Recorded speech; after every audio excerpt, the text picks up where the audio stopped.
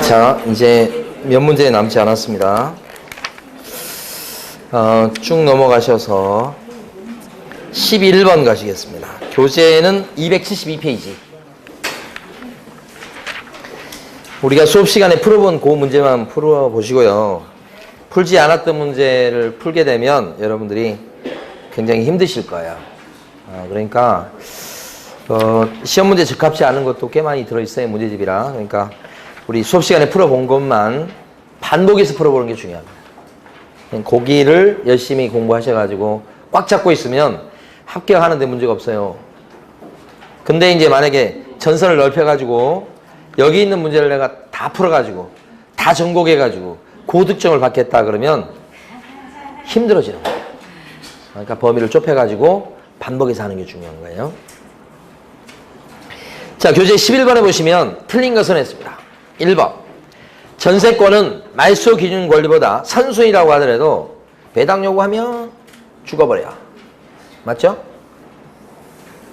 예외적으로 소멸하죠. 2번. 건저당권은 항상 소멸. 말소 기준이니까 그래요. 3번. 유치권은 말소 기준보다 후순위라도 낙찰자 매수인이 어떻게? 인수. 그죠? 4번. 건저당보다 후순위에 지상권이 있어. 그 지상권 죽는 거예요, 원래 이거.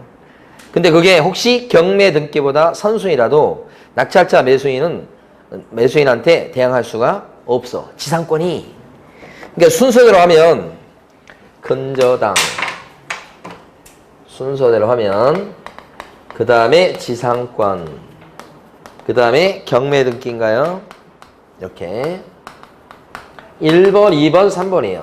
말소 기준은 요거 되거나 요거 되거나. 근데 둘 중에 등기부상 요게 빠르다는 거죠. 그럼 여기서부터 말소 기준 없어지기 시작합니다. 이거 소멸이요, 이거. 소멸이라고. 인수할 게 없어요, 이거요. 기준보다 뒤에 오니까. 그래서 대항할 수 있다고 하는 4번 표현이 틀렸죠. 경매 등기보다는 빠를지라도 말소 기준은 건정보다 늦으니까 이것은 소멸, 말소가 되는 겁니다. 대항할 수 있다는 게 틀렸습니다. 5번. 말소 기준보다 앞에 나오는 지상권, 지역권, 전세권은 살아요. 앞에 온다는 것은 대항할 수 있다는 뜻이에요. 틀린 건 4번이고요. 자, 그 다음에 12번 가시겠습니다. 집행법원은 배당 요구할 수 있는 종기를 법원이 정합니다. 그 배당 요구의 종기라고 그래. 다만 법원은 배당 요구의 종기를 잡을 때 지켜야 될 게 하나 있어요. 그게 뭐냐? 첫 번째 경매하는 날 이전으로 잡아야 돼. 첫 번째 경매하는 날 이전으로 잡아야 돼. 그래야 배당 요구할지 안 할지가 딱 미리 확정돼야 입찰 들어온 사람이 계산이 나와. 그래서 어떤 경우에도 첫 번째 경매하는 날 이전으로 잡도록 돼 있다. 아무 날이나 잡을 수 있긴 한데 시간적 제한이 있다는 겁니다. 굉장히 중요합니다. 1번. 그 다음에 2번. 민사집행법에 따르면 부동산의 매각은 기일 입찰, 그 다음에 기간 입찰. 하나 더 있는데 호가 경매 방식이 있어요. 그러니까 매각을 실시하는 방법은 세 가지인 거지. 호가 경매가 빠져있죠? 그래서 2번이 틀린 겁니다. 3번. 배당 요구에 따라서 낙찰자 매수인이 인수해야 될 부담이 바뀌는 경우는 일단 배당 요구했던 채권자는 종기가 지난 뒤에는 이를 철회하지 못한다. 배당 요구의 종기가 지난 뒤에 다시 배당 요구했던 걸 철회해버리면 대항력을 주장하는 거예요. 돌아가는 거예요. 대항력. 그러면 대항력을 주장할 수 있는 그 금액만큼은 낙찰자가 더 부담이 불어나. 그럼 낙찰자 입장에서 봤을 때, 입찰 들어온 사람 입장에서 봤을 때는 배당 요구해서 자기한테 받지 않겠다고 해서 그 금액을 계산해서 입찰가를 높게 적어서 들어왔는데 갑자기 배당 요구했던 걸 걷어들이면서 대항력을 주장해버리면 그때는 낙찰자가 부담할 금액이 상승해요. 상승. 그러면 안 됩니다. 그럼 다시 경매를 취소하고 막 그래야 됩니다. 계산이 틀려지니까 결국은 배당 요구의 종기가 끝난 뒤에는 더 이상 철회를 못합니다. 4번. 차순위 매수신고는 신고액이 최고가 매수 신고 금액에서 매수신청 보증을 뺀 금액을 어떻게 넘었을 때만 가능하죠. 차순위 매수신고는 최고가 금액에서 보증을 뺀 금액, 자기가 써낸 금액이 그 금액을 넘었어야 된다. 이것도 시험에 4번이 나왔던 거라고 그랬습니다. 동그라미 3번 같은 경우도 딱 기출문제는 한 번밖에 안 나왔는데 다시 나올 가능성이 높은 게 3번이에요. 그 다음에 5번은 매각기일 2주 전까지 매각기일과 매각결정기일을 공고해야 됩니다. 그랬는데 이것도 아직 안 나왔어요. 이건 아직 안 나온 건데 출제 가능성이 꽤 높은 편입니다. 자, 매각 공고는 언제까지 합니까? 2주 전 공고, 2주 전 공고 이렇게 기억을 해주시고 가만히 보니까 여기 2번 정답집이니 2번 빼고 나머지가 다 중요한 것들이에요. 2번은 다 아시는 거잖아요. 12번의 정답은 2번 틀린 거. 자, 13번 가시겠습니다. 틀린 것은 1번 기일입찰에서 매수인청 보증금액 그것은 매수신고 가격의 10분의 1로 한다. 그렇습니까? 매수인청 보증금 뭐의 10%예요? 최저 매각 가격의 10분의 1이죠. 매수신고 가격이 아니고 10번 이상 나왔던 거죠. 2번 차순위 매수신고는 신고액이 최고가 매수신고액에서 보증금을 뺀 금액을 넘었을 때만 차순위 매수신고 자격이 있다. 맞죠? 3번 매수인은 매각대금을 다 낸 때 목적인 권리를 취득한다. 대금 납부하면 소유권 취득하는 거죠. 즉시 취득하죠. 그거고. 4번 가압류 채권에 대항할 수 있는 전세권은 이렇게 나오면 이 전세권이 가압류 채권보다 전세권이 앞에 온다는 거예요. 그럼 인수지. 그런데 전세권자가 예외적으로 배당 요구하고 앉아 있으면 그때는 뭐예요? 전세권 예외적으로 소멸 이렇게 되죠. 맞죠? 그 다음에 5번 재매각 절차에서 종전 매수인은 입찰 매수인청 해올 수가 없어. 재매각 절차는 왜 하지요?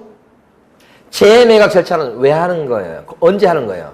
돈 안 냈을 때죠. 돈이 재산이다 기억하시고 대금 납부 안 하면 재매각이에요. 이때는 저감이 있어요? 없어요? 없지요. 종전 최저가로 다시 들어갑니다. 그때 재매각 절차에서 대금을 갖다가 미납했던 사람은 불이익이 두 가지죠. 하나는 걸었던 보증금을 떼이고 또 하나는 재매각 절차에는 다시 입찰 들어올 수가 없고 그런 거니까 매수신청할 수 없고 걸었던 매수신청 보증금은 돌려줄 것을 요구하지 못한다. 몰수된다는 얘기입니다. 틀린 거 1번입니다. 14번입니다. 옳은 거 이번에는 대부분 많이 틀렸겠네요. 1번 기일입찰에서 매수신청인은 보증금으로 매수 가격의 10분의 1에 해당하는 금액을 집행관한테 제공해야 된다. 매수 가격의 10분의 1입니까 이거? 매수신청 보증금 얘기하는 거죠 지금. 뭐의 10분의 1이에요? 최저가 10번 이상이라니까요. 그 다음에 2번 매각 허가 결정이 확정돼버리면 법원은 대금 지급기일을 정해서 매수인에게 통지하고 매수인은 그 지급기일에 대금을 납부해야 되겠다. 맞습니까? 대금 납부는 언제 하는 거예요? 법원이 내라고 한 날까지 내는 거고 법원은 대금 지급 기일을 정하는 게 아니고 기한을 정하는 거라고요. 기일을 이렇게 해서 틀리죠? 기한. 기일 그러면 2019년 7월 21일 오전 10시 날짜하고 시간 딱 특정된 시점을 얘기하는 게 기일이고 기한은 7월 21일부터 8월 30일 이런 식으로 기한. 언제부터 언제까지 이렇게 정하는 거고요. 기한. 그 다음에 3번 민법이나 상법 그 밖에 법률에 의해서 우선 매도 청권이 있는 채권자는 매각 결정기일까지 배당 요구할 수 있다. 배당 요구 언제까지 해야 돼요? 배당 요구의 종기까지. 배당 요구 종기 언제죠? 몰라요. 법원이 알아서 잡아요. 근데 법원이 잡을 때는 적어도 첫 번째 경매하는 날 전으로 잡도록 돼 있죠? 그 전이라고 한다면 그날 언제라도 잡을 수 있어요. 그 법원이 알아서 잡으니까 그걸 종기라고 그러죠. 근데 매각 결정기일은 어때요? 첫 번째 경매하는 날 이후죠. 매각 결정기일이니까. 그러니까 이때는 결정기일까지 배당 요구할 수 있다고 하면 X지. 확실하게 틀린 겁니다. 4번 낙찰자 매수인은 매각 부동산 임의 유치권자에게 유치권으로 담보하는 채권을 변제할 책임이 아까 있다. 아까 양부 뭐 한참 얘기했구만. 낙찰자 매수인도요. 자기 채무는 없는데 그렇죠. 그걸 물어주지 않으면 비키라고 못한다고 유치권자 보고 그러니까 비키라고 하려면 물어줄 수밖에 없다. 물어줄 뭐요? 책임은 있는 거다. 이렇게. 5번 매각부동산의 전세권은 저당권에 대항할 수 있는 경우라도 전세권자에게 배당 요구를 하면 그러면 어떻게 해요? 원래 전세권은 살아남는 거지만 예외적으로 전세권자가 배당 요구하면 그때는 어떻게 해요? 죽지. 이거 잘 나옵니다. 5번. 네, 그래서 5번은 맞는 겁니다. 자, 15번 보시겠습니다. 15번. 자, 법원에 매수신청 대리인으로 등록된 개혁공인중개사 갑은 을로부터 매수신청 대리 위임을 받았다. 그때 갑은 법안에서 정한 최저 매각 가격 2억 원에 부동산 임차 보증금, 자, 임차 보증금 얼마예요? 입찰, 부동산 입찰인데 2억 원에 부동산 입찰했는데 보증금은 최저가의 10분의 1이다. 그랬어요. 이때 최고가 매수 신고인의 신고액이 2억 5천. 1등이 2억 5천이라는 얘기죠. 그러면 이제 갑이 을의 차순위 매수 신고를 갖다 대리하려면 그 차순위자가 써낸 금액은 얼마를 넘어야 됩니까? 최고가 금액에서 보증금은 최저가 10%니까 2천이네. 2억 5천에서 2천을 뺀 금액을 넘어야 된다. 그러니까 얼마를 넘어야 돼요? 2억 3천. 2억 3천을 썼을 때는 차순위 매수 신고 자격이 없어요. 2억 3천만 원을 뭐요? 넘게 썼어야 되지. 넘게. 5번은 정답이 5번입니다. 16번 갑니다. 중개법인이 경매 의뢰인에게 경매 관련 권리 분석한 내용 중 틀린 것은 그랬습니다. 1번. 자, 경매를 통해서요. 토지 및 건축물을 갖다가 취득하려는 경우에도 부동산 거래 신고를 해야 되겠다. 좀 엉뚱한 게 나온 것처럼 보여요. 근데 잘 보세요. 경매를 통해서 토지 및 건물을 갖다 취득해서 경락받았어요. 그래도 부동산 실거래가 신고하는 겁니까? 부동산 거래 신고는 언제 하는 거예요? 토건, 공지, 매매했을 때만 하는 거예요. 매매만 실거래가 신고하는 의무가 생기는 거예요. 경매로 낙찰을 받았을 때는 실거래가 신고 의무가 없어요. 상속 받았을 때도 없죠. 증여 받았을 때도 없잖아요. 매매 계약을 체결했을 때만 실거래가 신고 의무가 있잖아요. 그러니까 1번은 경매니까 없는 거예요. 실거래가 신고 의무가. 2번. 경매 농지의 최고가 매수 신고인인 경우 1등요. 1등. 농지증을 제출해야 허가 결정 받아낼 수 있죠. 자, 경매가 농지로 넘어갔습니다. 그러면 뭐가 필요해요? 농지증. 언제 갖다 냅니까? 결정기일에. 그래야 허가 난다 이거죠. 3번. 경매 기입 등기 후. 보통 경매 등기가 되면 압류율이 발생한다고 그럽니다. 그 뒤에 대항 요건을 갖춘 소액 임차인은 아무리 소액 임차인일지라도 경매에 넘어간 뒤에 대항 요건을 갖추고 갖고는 최우선 면제권이 없죠. 최우선 면제권을 추정하려면 소액에 들어가면서 대항 요건을 언제까지 갖춰야 돼요? 적어도 늦어도 경매 등기 전까지 대항 요건을 갖춰야 된다 이거지. 4번.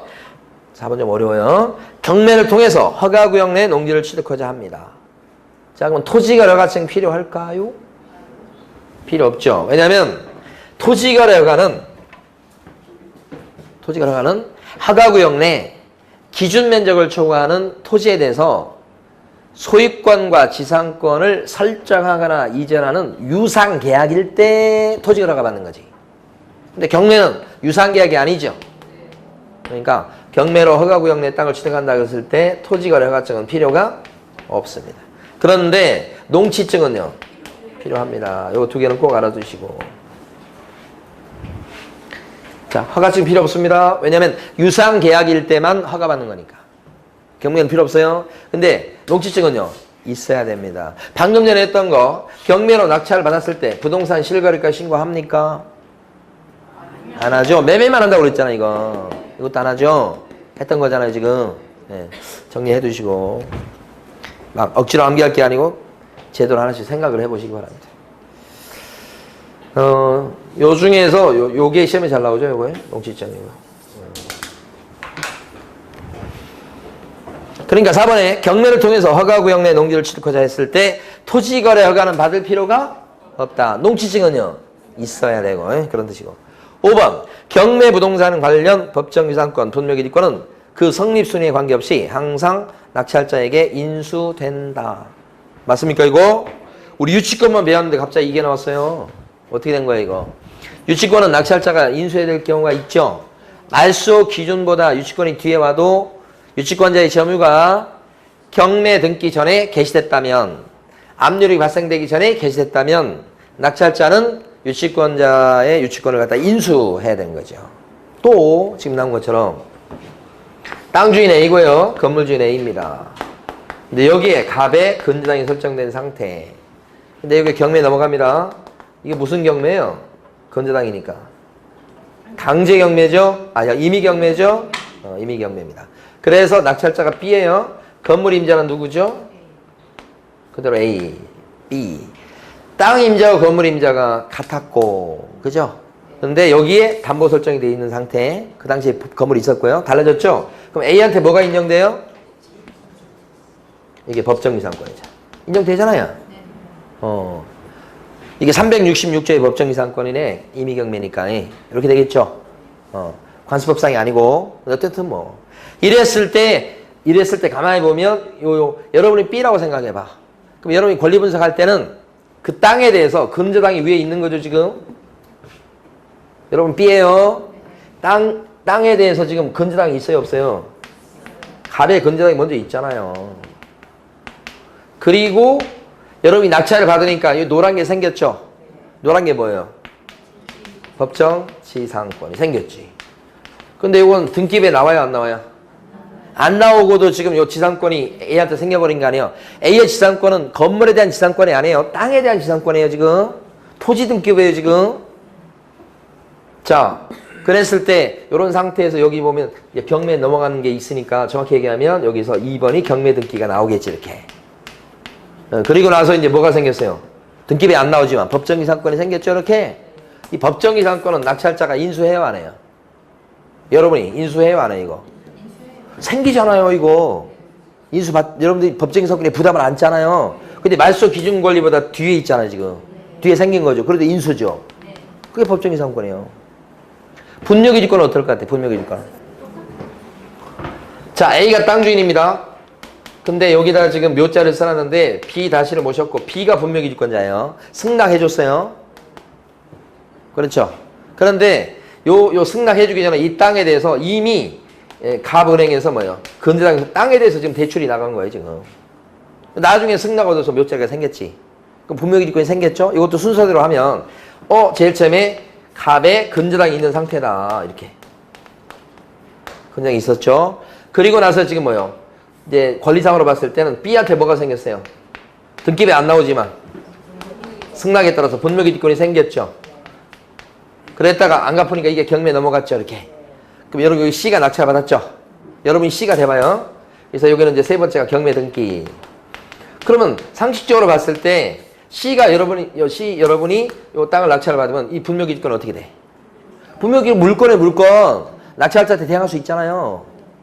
승낙 얻어가지고 분묘기지권이 생겼어, 지금 여기 B한테.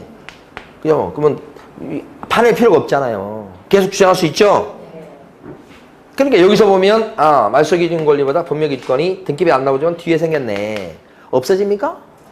아니지. 여러분 보세요. 인수해야 된다니까, 이거. 물건에 물건 분묘기지권이. 그게 5번이요. 지금 그걸 짧게 써놓은 거예요. 그러니까 인수할 게 유치권만 우리가 자꾸 얘기해서 그렇지 유치권만 있는 건 아니죠? 뭐 또 있어요, 지금 추가적으로? 법정기상권도 그럴 수 있고 또 뭐 또 있고 분묘기지권도 인수될 게 있단 말이에요. 예. 자, 그래서 여기서 틀린 건 1번입니다. 예.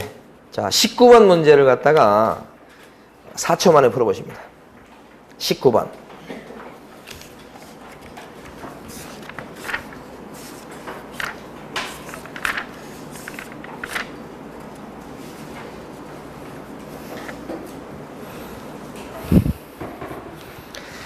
자, 우포늪에 차돌이가 보입니다. 그런 거죠. 1번이 보입니다 할 때 입찰표 작성. 2번이 뭐예요? 우죠. 우포늪 할 때 우자입니다. 우선 매수 신고. 3번 뭐예요? 돌려. 그죠? 차돌이 할 때 돌자입니다. 우포늪에 차돌이가 보입니다. 4번이 대리권 범위에 안 들어가죠. 인도명령 신청 이런 거 없잖아요. 5번은 뭐예요? 또 우죠. 다시 한번 우포늪에 차돌이가 보입니다. 대리권 범위에 들어가는 거 7가지 총 암기 꼭 해주시고 여기서 안 들어간 건 4번이죠? 20번 문제를 갖다가 2초 만에 풀어보십니다.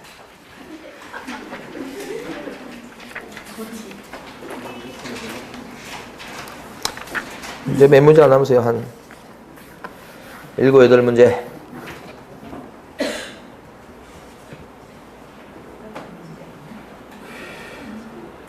대리권범위 안 들어가는 거 몇 번? 2번. 그래서 2초 만에 풀으라고 하는 거예요. 아까는 4초 만에 풀으라고 그랬잖아요, 지금. 자, 21번 풀어보십니다. 몇 초인지 안 가르쳐 줍니다.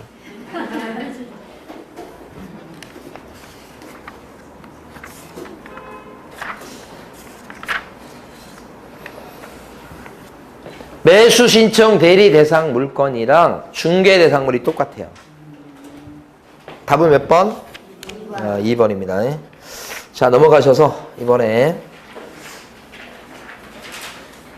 자, 24번 가시겠습니다. 틀린 것은 그랬습니다. 1번 공인중개사는 24번요. 중개사무소 개설 등록을 하지 않으면 매수신청 대리인으로 등록할 수가 없다. 그렇죠? 무조건 개공이 무조건 돼야만 매수신청 대리인으로 등록을 할 수 있죠. 2번 중개사무소 개설 등록은 등록관청이 하는 거고 매수신청 대리인 등록은 어디 하는 거죠? 지방법원장한테. 맞죠? 3번 매수신청 대리인 등록을 하고자 하는 자는 등록 신청일 전 1년 내 법원행정처장이 지정하는 교육기관에서 경매에 관한 실무교육을 받아야 되겠다. 매수신청 대리인 등록하려면 경매 실무교육을 받아야 되죠? 어디 가서? 법원행정처장이 지정하는 교육기관이에요. 맞죠? 4번 손해배상 책임을 보장하기 위한 보증은 중개사무소 개설 등록 요건이면서 동시에 매수신청 대리인 등록 요건이라고 그랬어요. 4번 틀렸죠? 어디가 틀린 거예요? 보증 설정이라고 하는 것은 중개사무소 개설 등록 요건 아니에요. 등록하고 나서 업무 개시 전까지 나중에 하면 되는 것이고요. 그렇지만 보증 설정은 매수신청 대리인 등록 요건에는 들어가지요. 매수신청 대리인 등록 요건은 3가지인데 어떻게 함께했었어요? 매수신청 대리인 등록 요건은 3가지인데 어떻게 함께했었어요? 자, 매수신청 대리인으로 등록하려면 공법, 교육을 보충하셔야 된다. 이렇게 함께했었는데, 그죠? 공인중개사인 개공이거나 법인 개공일 거, 경매 실무교육을 받을 거, 그 다음에 보증 설정을 미리 해둘 거, 거기에다가 결격자가 아니다. 그러면 매수신청 대리인으로 등록할 수 있는 거죠? 3가지. 공법, 교육을 보충해야 된다. 이거 안 했습니까? 했는데 처음 듣는 표정들이 왜 과목이 너무 많아요. 제가 볼 때는 중개사 과목은 저기 한 3과목 정도로 줄여가지고 중개사법하고 한 2과목 더 해서 공법 이런 과목 빼버리고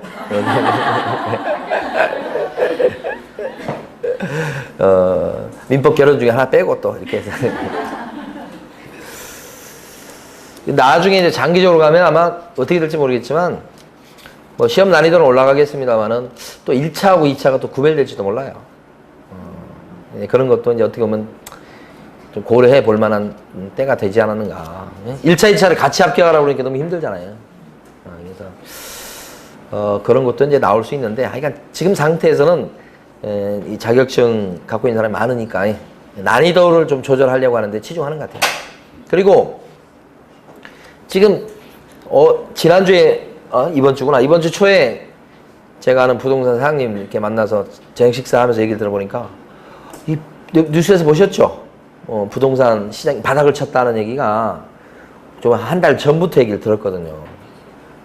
그래가지고 뭐 부동산 거래 안 되던 아파트 단지의 매물 10개가 순식간에 2주 만에 다 없어졌어요. 와가지고 샀는데 누가 와서 샀느냐? 강남 아줌마들이 와서 샀대요. 그거 끝내줘요, 그 사람들. 또 어디서 뭔 또 지시 오더를 받은 거야. 어디서 또 이번에 또 이거 바닥이 앞으로 올라갈 가능성이 있으니까 빨리 사라고 해가지고 막 쫓아가서 막 우르르 와가지고 막 샀대요. 그래가 에? 어디냐고요? 어디 걸 샀냐고요? 어디 지역이냐고. 그 아파트가? 그거 뭐 저기 거기 있어요. 저 위례 쪽, 위례 쪽. 위례, 신도시. 그 사장, 근데 거기만 그런 게 아니에요. 거기 얘기를 들어서 딴 데도 마찬가지예요. 그래서 참, 저는 뭐 바닥이라고 아직 생각을 안 하는데, 알 수는 없는 거죠. 참 이상해요. 이렇게 하면 이제 아마 정부에서는 지금 또 더 강력한 대책을 또 내세우겠다고 지금 또 얘기하잖아요. 화를 불러오는 거예요. 지금도 지금 이게 너무 강력해가지고 이게 될까? 그런데 돈 있는 사람은 또 뭐예요? 또 기회라고 생각하는 경우일 수도 있죠. 왜냐면 대출 받아서 투자하기가 좀 힘들어진 시기가 됐잖아요. 나는 대출 받을 필요가 없는데 돈이 그냥 집에 침대 밑에 가득 차 있는데 그 놀리면 뭐하냐 이렇게 되면서 참 방법이 없어요. 방법이. 자, 그 다음에 5번입니다. 중개사무소 개설 등록 결격 사유와 매수신청 대리인 등록 결격 사유는 서로 다르다 그랬습니다. 다르죠? 다르죠? 그래서 매수신청 대리인 등록 결격 사유 중에 보면 죄를 짓고 2년 동안 결격자입니다. 그런 거 나오잖아요. 중개사무소 개설 등록 결격 사유는 그런 거 없었잖아요. 응? 여러분 이제 빨리 가셔야 될 거 아니에요? 답이 없어. 근데 대답이 없어서 이거 1시까지 좀 해야 되겠네요. 5번 질문은 서로 다른 거 맞아요? 틀린 거 몇 번? 4번. 자, 25번 가시겠습니다. 설명으로 옳지 않은 것은 했습니다. 1번. 개업 공인중개사는 매수신청 대리 행위를 할 때 대리 행위마다 대리권을 증명하는 문서를 갖다가 어떻게 돼요? 제출해야 된다. 다만 같은 날 같은 장소에서 동시에 할 때는 어떻게 해요? 하나의 서면으로 가늠할 수도 있다. 그런 거고요. 2번. 문서는 매 사건마다 내는 겁니다. 여기서 문서는 위임장 얘기합니다. 대리권을 증명하는 문서 있죠? 사건마다 제출하는 게 원칙이죠. 3번. 중개법인의 경우는 대리권을 증명하는 문서 외에 대표자의 자격을 증명하는 문서를 제출해야 되겠고 매 사건마다 제출해야 되겠다. 그러니까 대리권을 증명하는 문서가요. 뭐가 있냐면 위임장이 있고요. 그 다음에 매수신청 대리인 등록증 복사본이 있고요. 그 다음에 법인일 때는 거기 나온 것처럼 대표자의 자격을 증명하는 문서. 요게 추가됩니다. 법인일 때 그렇습니다. 그 다음에 4번. 대리행위함에 있어서 매각장소 또는 집행법원에 소속 공인중개사가 출석할 수 있다. 절대 안 돼요. 직접 출석해야죠. 대리 출석을 허용하지 않습니다. 그 다음 5번. 위임장에는 사건번호, 개별 매각이라면 물건번호, 대리인의 성명과 주소, 위임한 내용, 위임인의 성명과 주소를 기재하고 위임인의 인감도장을 날인해 주어야 되겠다. 이렇게요. 맞는 겁니다고. 자, 넘어가셔서 이번에는 28번 보시겠습니다. 틀린 것은 그랬습니다. 1번. 중개업의 폐업으로 인한 중개업 관뒀어요. 그때는 개공이 아니게 됐으니 매수신청 대리인 등록도 취소가 돼야 되겠죠. 근데 매수신청 대리인 등록 취소가 되면 3년 동안 결격자 요거 붙어야 안 붙어요? 안 붙습니다. 자발적으로 폐업한 거니까 매수신청 대리인 등록 취소는 당하겠습니다만은 3년 안 붙으니까 이 폐업했던 사람이 그냥 다음이라도 한 며칠 있다가 다시 뭐요? 개업 공인중개사로 등록하고서 매수신청 대리인 등록도 당장 될 수 있다는 얘기예요. 3년 안 붙습니다. 결격자 아니다 해놓은 거예요. 2번. 매수신청 대리인 등록을 하고자 하는 개업 공인중개사는 등록 신청일 전 1년 내에 중개사무소가 있는 곳을 관할하는 지방법원장이 지정하는 교육기관에서 경매에 관한 실무교육을 이수해야 되겠다. 그렇습니까? 경매에 관한 실무교육 어디서 받아요? 법원 행정처장이 지정하는 교육기관입니다. 틀렸죠? 지방법원장 아니고. 3번. 법인인 개업 공인중개사의 경우 매수신청 대리행위를 함에 있어 대표자가 매각장소 또는 집행법원에 어떻게 해야 돼요? 직접 출석. 대리 출석 절대 안 된다고요. 4번. 매수신청 대리인으로 등록된 개공은 동일한 부동산에 대해서 이해관계가 다른, 즉 충돌되는 2명 이상의 대리인이 동시에 될 수는 없다. 그 금지행위죠. 그 다음에 5번. 개업 공인중개사는 위임을 받은 경우 사건 카드를 하나씩 작성하고 거기다 날인해가지고 몇 년간 보존하게 돼 있어요? 5년간 보존이다. 맞죠? 자, 그 다음에 29번 가시겠습니다. 자, 옳지 않은 것은 그랬습니다. 틀린 거. 1번. 상단 및 권리분석 보수는 50만 원 범위 안에서 당사자 협의로 결정. 상단 보수는 최고 50이요. 맞죠? 2번. 개혁 공인인사는 위임계약 전에 보수의 요율과 보수에 대해서 이를 설명해 주어야 되겠다. 여기 개공이라고 하는 건 매수신청 대리인 얘기합니다. 그래서 위임계약을 체결하기 전에 이거 낙찰 받으시면 얼마 주셔야 되고 낙찰 못 받아도 50만 원 주셔야 되고 미리 다 설명해 주라 이 말이죠. 언제요? 위임계약 전에. 3번. 최근에 만들어진 조문입니다. 보수 지급 시기는 매수신청인과 매수신청 대리인의 약정에 따르기는 하되 없을 때는 약정이 없을 때는 언제죠? 대금 지급 기한일로 한다. 맞죠? 대금 지급 기한일로 한다. 그죠? 무슨 매각 결정기일에 대금을 지급한다 그러면 X 결정기일이 아니고 대금 지급 기한일로 한다. 이렇게 중요한 조문. 4번. 개혁 공인인사는 보수를 받았을 때 예규에서 정한 서식에 의한 영수증을 작성해서 서명 날인하고 위임한 사람한테 주고서 지금 보수 받았을 때 얘기입니다. 영수증 써주라 이거죠. 도장도 찍어서 주게 돼 있죠. 그리고 5년간 보관해야 된다. 4번 틀렸어요. 왜 틀려요? 영수증은 예규에서 정한 양식을 써야 되고 거기다 꼭 등록된 도장 찍어야 되고 주는데 보관해야 된다는 의무가 없죠. 영수증은 작성 교부해 라고만 끝나요. 보관이 없어요. 영수증 작성 교부 보관이 없다고요. 그 다음에 5번 개혁 공인인사는 매수신청 대리에 관해서 위민으로부터 예규에서 정한 보수의 요율표 범위 안에서 소정의 보수를 받는다. 자, 매수신청 대리인의 보수는 법정한도가 있지요. 법정한도를 뭘로 정합니까? 대법원 예규. 5번에서 알아두실 것은 예규에서 정한 보수의 요율 범위 안에서 소정의 보수를 받는다. 예규에 동그라미 해두시고 이걸 조례라든지 국토부령으로 바꾸면 틀리는 겁니다. 예규. 매수신청 대리인의 보수는 법정한도를 뭘로 정한다고요? 예규. 동그라미. 조례 아니에요. 국토부령 아니에요. 꼭 기억하시고 넘어갑니다. 이제 32번 가십니다. 틀린 것은 그랬습니다. 1번. 자, 매수신청 대리인으로 등록된 개혁 공인인사가 매수신청 대리 위임을 받았을 때는 어떻게 해야 돼요? 민사집행법의 규정에 따른 매수신청 보증의 제공을 할 수가 있다. 자, 매수신청 대리인이 됐을 때는 어떤 일을 대신해 줄 수 있다. 7가지 있었죠?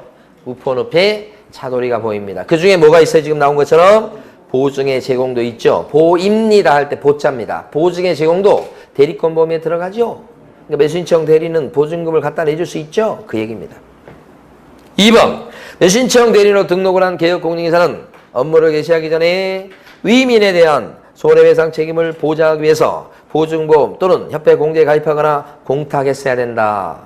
보증 설정했어야 된다. 언제까지? 업무 개시 전. 맞습니까?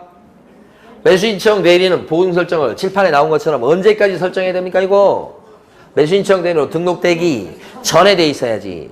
업무 개시 전이 아니고. 그렇죠? 네, 그래서 업무 개시 전이 틀렸습니다. 어렵습니다. 2번. 3번. 개혁 공인인사가 매수신청 대리로 대리 위임을 받은 경우 자, 대상물의 경제적 가치에 대해서 위임한 사람한테 뭐요? 정확하게 설명해 주어라. 경제적 가치, 법령상 제한상, 그 다음에 물건의 표시, 그 다음에 부담, 인수해야 될 것들 이거 설명하게 돼 있죠? 네. 4번. 개혁 공인인사가 매수신청 대리인 얘기합니다. 매수신청 대리의 위임계약을 체결했을 때는 확인설명서 사본을 몇 년간 보존하시라? 5년이다. 맞죠? 5번. 중개업과 매수신청 대리의 경우 공인중개사인 개혁 공인중개사가 손해배상 책임을 보장하기 위한 보증 설정을 해야 되는 금액은 같죠? 1억 이상 같죠? 따로따로 해야 되는 건 맞지만 금액은 일단 같다. 그래서 틀린 건 2번입니다. 자, 33번 보시겠습니다. 33번. 1번. 틀린 겁니다. 틀린 거. 모든 개혁 공인인사는 매수신청 대리인으로 등록할 수 있는 것은 아니다. 끝에 아니다도 했기 때문에 맞는 게 됐어요. 왜 맞습니까? 개공 중에 부칙 개공 안 껴주죠. 그때 맞는 거. 자, 2번. 공인중개사인 개업 공인중개사는 매수신청 대리인으로 등록하지 않더라도 경매 대상 부동산에 대한 권리 분석 및 알선을 할 수 있다. 조심하셔야 돼. 주의하셔야 돼. 중요한 문제예요. 경매 알선 행위는 법원에 등록하지 않고도 매수신청 대리인으로 등록하지 않고도 할 수 있죠. 법원에 등록해야만 할 수 있는 업무가 뭐예요? 경매 입찰 대리가 법원에 등록이 꼭 필요한 업무죠. 요건 지금 2번은 경매 알선이죠. 법원에 등록할 필요가 없죠. 그러니까 맞는 거예요. 너무 중요해요. 2번. 3번. 매수신청 대리는 부도 임대주택의 경매에 있어서 임대주택법 규정에 따른 임차인의 임대주택 우선 매수 신고를 대리할 수 있다. 그죠? 우선 매수 신고 2개의 경우가 있었죠. 공공 임대주택이 경매에 넘어갔을 때 우선 매수 신고하는 것도 임차인이 대리할 수 있으니까 맞는 거. 4번. 매수신청 대리는 매수신청 대리 대상물의 권리관계, 경제적 가치, 부담해야 될 사항 등에 대해서 위민에게 성실을 정확하게 설명하고 등기부 등본 등 설명의 근거자를 어떻게 하라고 해요? 제시해라. 맞죠? 5번. 임목에 관한 법률에 따른 임목은 중개 대상물이 될 수 있으나 여기까지 맞죠? 매수신청 대리 대상물은 될 수가 없다. 뒤에가 틀렸죠? 임목도 입찰 대리할 수 있는 대상 물건에 들어갑니다. 쉽네 그거. 자, 그 다음에 35번 보시겠습니다. 틀린 것은 6문제 남았어요. 6문제. 1번. 공인중개사는 중개사무소 개설 등록하지 않으면 매수신청 대리로 등록할 수가 없다. 하여간 개공이 무조건 돼야 돼. 2번. 개업 공인중개사는 매수신청 대리를 이윤받았을 때는 당해 매수신청 대리 대상물의 경제적 가치에 대해서 위민에게 설명하지 않아도 된다. 설명해야 된다니까. 경제적 가치. 2번 틀렸죠? 답은 쉽네. 3번. 개업 공인중개사는 매수신청 대리와 관련된 보수표와 보수에 대해서 위민에게 위임계약 전에 미리 설명했어야 한다. 위임계약 전에 설명하는 거죠. 4번. 개업 공인중개사는 대리 행위를 함에 있어서 매각장소 또는 집행법원에 어떻게 해야 돼요? 직접 출석. 5번. 개업 공인중개사는 매수신청 대리 업무정지 처분을 받았을 때는 영업정지를 당했네요. 그때는 업무정지 사실을 갖다가 받은 사실을 당해 중개사무소 안에 중개사무소의 출입문에다가 어떻게 표시해야 된다. 만약에 매수신청 대리 등록 취소당하면 붙어있는 경공매 표시를 떼고 영업정지를 당하면 출입문에다가 언제부터 언제까지 어떤 것 때문에 영업정지 당했다고 써붙이고 영업정지 기간이 어떻게 돼요? 매수신청 대리인의 영업정지, 업무정지 기간이요. 1개월 이상? 2년 이하. 매수신청 대리인의 업무정지 기간이요. 1개월 이상? 2년 이하. 이렇게 되지. 그 매수신청 대리인에 대해서 업무정지를 때리는 사람 관청은 어디예요? 매수신청 대리인에 대해서 영업정지, 업무정지 또는 등록 취소 누가 때려요? 지방법원장이에요. 지방법원장. 여기는 수원지방법원장이 매수신청 대리인 보고 업무정지, 매수신청 대리인 보고 등록 취소 한다고요. 응? 자, 5번도 맞고요. 그래서 틀린 것은 2번 이렇게 되고요. 36번 가시겠습니다. 역시 또 틀린 거. 자, 1번. 개업 공인중개사의 중개업 폐업 신고에 따라 매수신청 대리인 등록 취소된 경우. 개공이 폐업하는 바람에 매수신청 대리인 등록이 잘렸다는 거지요. 이렇게 되면 등록 취소만 되고 결격사유 기간 3년은 따로 붙지 않죠? 그러니까 등록 취소가 되었지만 3년이 지나지 않는 그 상태에서도 등록 결격사유에 해당되지는 않는다. 맞죠? 3년 안 붙는 걸 물어본 겁니다. 2번 물어봤어요. 2번. 개업 공인중개사는 매수신청 대리인이 된 사건에 있어서 자기도 매수신청인이 돼서 입찰 신청하는 것은 금지행위죠? 다시 한번. 개업 공인중개사는 매수신청 대리인이 된 사건에 있어서 매수신청인으로서 매수신청을 자기가 하는 행위는 해서는 안 되죠. 금지행위. 3번. 개업 공인중개사는 매수신청 대리에 관해서 위민으로부터 보수를 받은 경우 그 영수증에는 중개행위에 사용하기 위해서 등록해놓은 인장을 갖다가 찍어야 되겠다. 영수증에도 등록된 도장 찍고 사건 카드에도 등록된 도장 찍고 확인설명서에도 등록된 도장을 찍게 돼 있죠? 네. 4번. 소속 공인중개사는 매수신청 대리로 등록할 수 있다 없다? 없어. 개공만 된다니 개공만. 답은 쉽네요. 5번 매수신청 대리인 등록을 한 개공은 법원행정처장이 인정하는 특별한 경우 사무소의 간판에다가 법원의 회장 등을 표시할 수 있다. 어려워요. 5번. 원래 법은 어떻게 되어 있냐면 자 매수신청 대리는 법원행정처장이 인정하는 특별한 경우를 제외하고는 법원의 명칭이나 휘장을 쓸 수 없다고 되어 있어.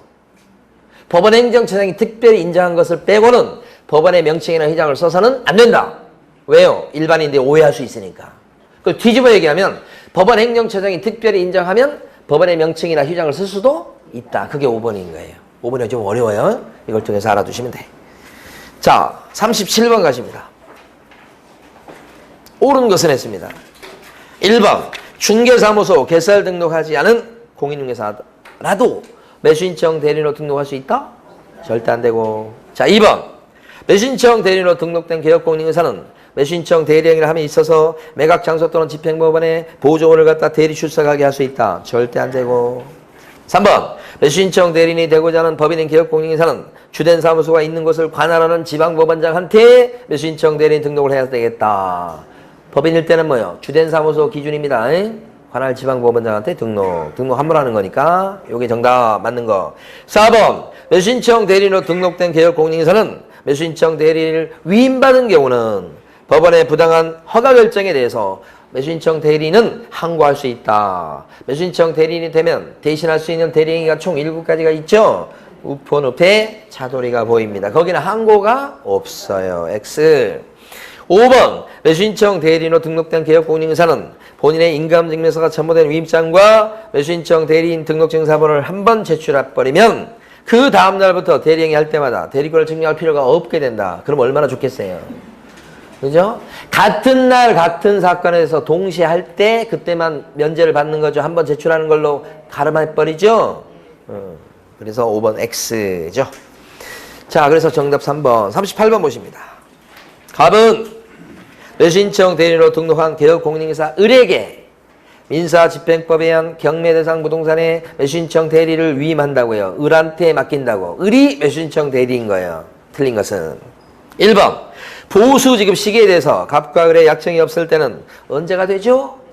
대금, 지급, 기한일로 한다. 맞고. 2번 민사집행법에 따른 자손이 매신고를 할 수가 있다. 대리권 범위를 묻고 있네요. 차돌이가 보입니다. 할 때 차돌이가 보입니다. 자, 3번 을은 매수신청 대리인 등록증을 자신의 사무소 안에 보기 쉬운 곳에 걸어두어야 된다.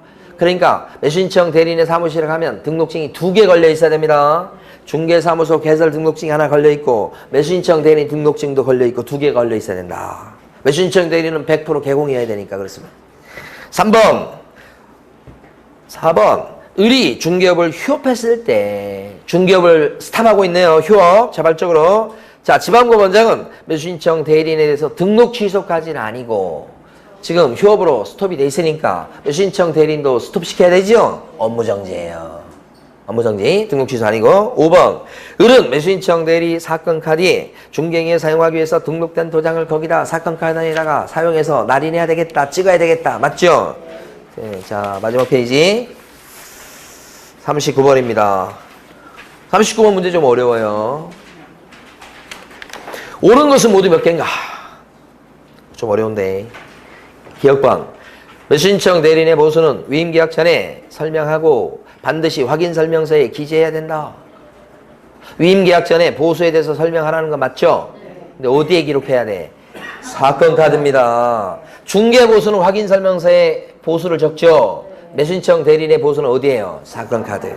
니은법 매수신청 대리 보수는 원칙적으로 50만원 범위 안에서 합의해서 결정한다. 보수, 대리보수. 대리보수 어떻게 돼? 원칙적으로 50만원 범위 안에서 아니죠. 대리보수는 매수인이 됐을 때, 낙찰받게 되었을 때는 감정가의 1% 또는 최저가의 1.5%예요. 근데 매수인이 되지 못하면 50만원 범위 안에서 협의죠. 대리보수는 그렇습니다. 두 가지로 나눠지죠. 그러니까 니은번도 틀렸다고 봐야 됩니다. 원칙적으로 50만원 범위 안에서 합의해서 받는다. 그러면 안 됩니다. 두 가지로 나눠요. 낙찰 받으면 감정가의 1% 또는 최저가의 1.5% 이하. 낙찰 못 받으면 매수인이 못 되면 50만원 범위 안에서 협의. 이렇게 되니까. 무조건 50만원 범위 안에서 이러면 안 되고. 디귿번 매수신청 대리인 개업공인중개사가 보수를 받았을 때는 이에 의해서 정한 양식에 의한 영수증을 작성해서 사건 카드에 처리해서 5년간 보존해야 된다. 아까 나왔었어요. 영수증은요. 작성해서 교부해라. 도장 찍어서 교부해라. 이렇게만 돼 있고 5년간 보존해. 그거 없다고 그랬죠. 그래서 틀린 거예요. 마지막 매수인청 대리와 관련된 특별한 비용은 보수에 포함된 것으로 보고 별도로 청구할 수가 없다. 5번 잘 보셔야 돼. 자, 매수인청 대리와 관련된 어떤 비용이 보수에 포함된 것으로 보고 따로 실비로 청구할 수 없습니까? 통상비용이죠. 통상비용을 뭐로 바꿔놓은 거예요 지금? 특별한 비용. 어려워요. 리얼번. 그러니까 통상비용은 보수에 포함된 것으로 보고 따로 청구를 못하는 거예요. 실비로. 그렇지만 특별한 비용은 뭐예요? 실비에 포함돼서 별도로 청구할 수 있죠. 다만 그 비용이 30을 넘을 수는 없지만. 다 틀렸죠? 다시 꼭 확인하시고요. 정답은 5번입니다. 40번 문제를 갖다가 마지막으로 풀어보십니다. (5초) 만에 풀어보십니다.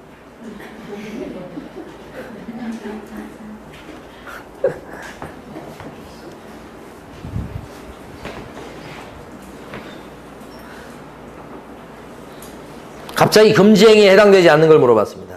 그렇죠? 1번에 나온 것처럼 매수인청 대리인의 명의를 빌려주는 거, 대여하는 거 금지행위입니다. 2번처럼 등록증을 대여하는 거 똑같은 얘기입니다. 빌려주는 겁니다. 3번처럼 다른 개업공인중개사 명의를 사용하는 것은 빌려오는 겁니다. 이것도 금지행위입니다. 1번, 2번, 3번은 결국 매수인청 대리인의 등록 명의를 빌려주거나 빌려받는 게 다 금지행위입니다. 당연히 금지행위예요.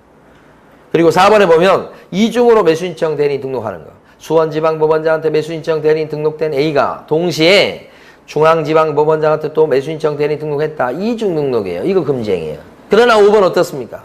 매수인청 대리인이 되면 우편우패, 차돌이가 보입니다고 하는 대리권 범위에 들어가는 7가지를 대신할 수 있죠. 5번이 우선 매수 신고 아니에요. 이건 오히려 뭐예요? 대리권 범위에 들어가서 대신 해줄 수 있는 행위에 들어갑니다. 금지행위가 아니고. 그래서 금지행위는 혹시 공부 안 해도 5번을 보는 순간 답이 뭐예요? 5번이에요. 오히려 할 수 있는 거잖아요, 지금? 적극적으로. 네. 자, 이렇게 해서 우리가 벌써 또 2달이 흘렀다는 건 믿을 수가 없어요. 지금부터 2달이 흘러가면 이제 그때는 찬바람이 불면서 시험이 가까워오겠죠. 네. 2달 금방 갑니다, 여러분. 자, 지금부터 진짜 열심히 공부할 때입니다. 지금까지는 열심히 공부 안 했죠? 했나요? 네, 근데 지금부터 진짜 이제 공부할 때 되니까 우리 이제 다음 주에는 우리 시험을 볼 거예요. 시험 봐가지고 점수가 몇 점 나오나 이렇게 테스트하는 시간을 가질 건데 네, 여러분 저 보내드렸어요. 그러니까 범위표 보내드렸다고. 근데 아직은 여러분한테 안 나눠드렸을 거예요. 저 시험은 금요일 날 보죠? 네, 그래서 그 전날 그 요약집 있지 않습니까? 해당 범위까지 다 읽어보고, 그죠? 그 다음에 문제집 갖고 계시면, 기출 문제집은 이거든. 그 해당 부분까지 문제를 이렇게 한번 다시 풀어보시고 오시면 그 문제들이 시험지에 있을 거예요. 100점 받으셔야 돼요. 네. 수고 많으셨습니다. 감사합니다. 네.